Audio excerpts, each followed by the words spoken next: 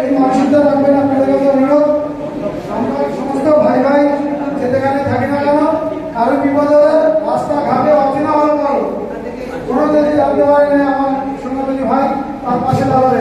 তার দেখো অনেক সময় গড়ে হয়, তাহলে আপনি কথা বলতে হবে না, তার পিছনে কি দাঁড়াবে, তাহলে আর এদিকে তারা ভয় পেয়ে যাবে, জানবে যে এর লোক। এইভাবেই আমাদের সর্বদা সচেতন হয়ে চলতে হবে।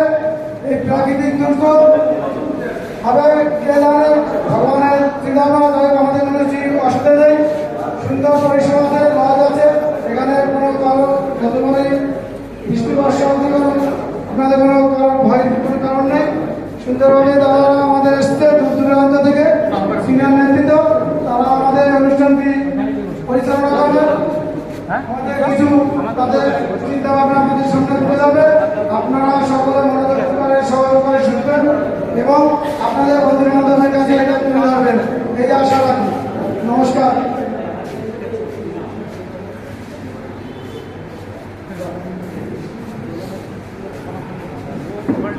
হরে কৃষ্ণ, জয় শ্রীরাম।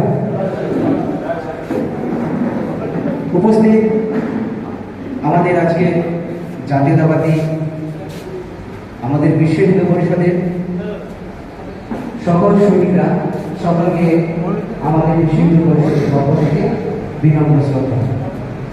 আজকে আমরা এখানে একটি বিশেষ উপস্থিত হয়েছি। কি বিষয়,